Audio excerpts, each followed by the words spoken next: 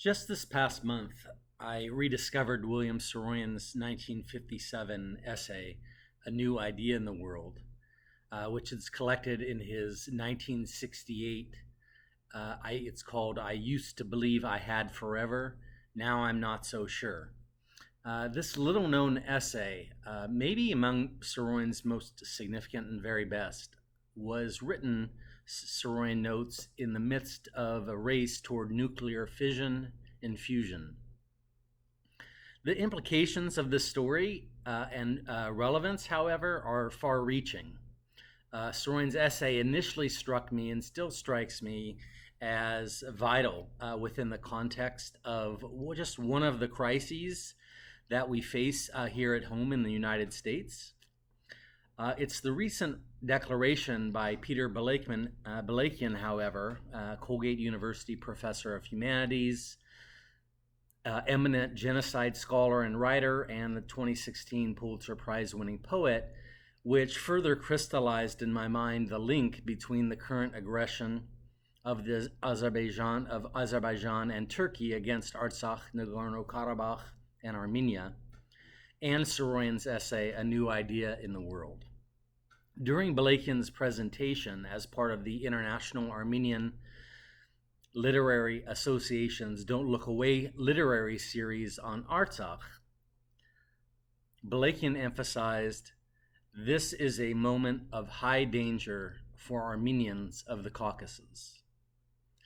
As I heard Balakian's words, I immediately thought of a standout line from Saroyan's essay, New Idea in the World.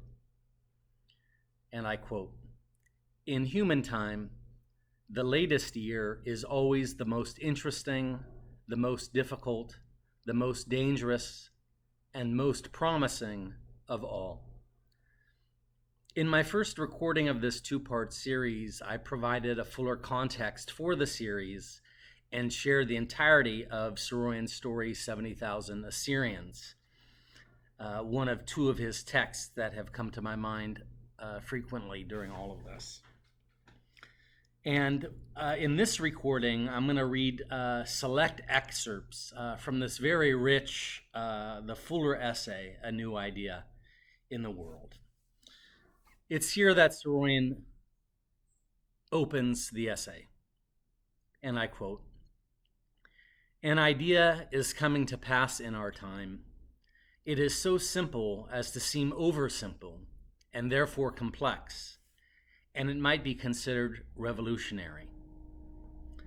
A few paragraphs into this essay, Saroyan begins to gradually reveal the nature of this new idea in the world.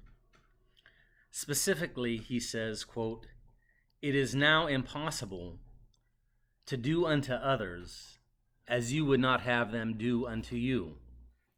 Whoever you are also the other, whoever he is, and whatever you do to him, you do also to yourself." Saroyan continues later in the essay, "Physical force has always been the means by which one large group has imposed its will and way on another large group or on an assortment of small groups. But that may not work anymore. Consequently, a new means by which to resolve difficult problems and basic differences among peoples must be discovered and put to use. That is the idea in its simplest terms." How can you win, Saroyan then asks, if there is no longer any such thing as winning in terms of force or numbers? If physical force is no longer a usable power, Saroyan continues, except upon time and matter and not upon man himself, then the idea must be to discover and to exercise other usable power, moral, intellectual, spiritual, and cultural.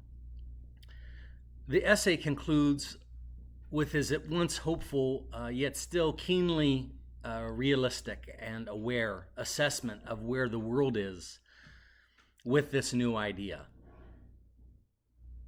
He concludes, and I quote, "Unformed and unresolved as it is, the potentialities of the idea are great and good. Its ever unfolding fulfillment appears to be unavoidable. He's saying the time is upon us. And I go back to Saroyan. But then, man can be foolishly clever, and the idea may be frustrated and thrust aside for another 20 years, another century, or even forever.